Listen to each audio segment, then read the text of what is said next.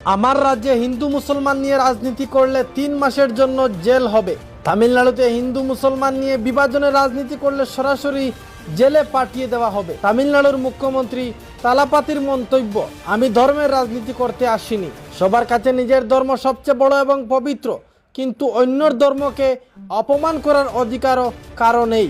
হিন্দু মুসলিম খ্রিস্টান সকলেরই আমি মুখ্যমন্ত্রী। কে কোন ধর্ম পালন করেন সেটা সম্পূর্ণ তার ব্যক্তিগত বিষয়, কিন্তু প্রত্যেক নাগরিকের অধিকার সবার জন্য সমান।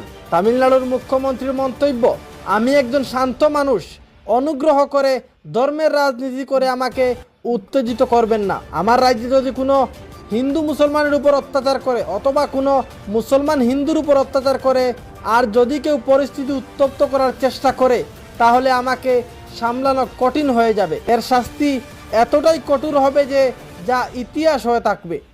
সোজা কথা, দোষীকে কোনোভাবেই ছাড় দেওয়া হবে না। আমার রাজ্যে ধর্মের রাজনীতি চলবে না।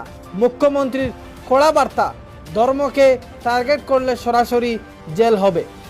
তামিলনাড়ুর মুখ্যমন্ত্রী বিজয় তালাপতির সিদ্ধান্তে আপনি কতটুকু সঠিক বলে মনে করছেন, কমেন্টে জানান।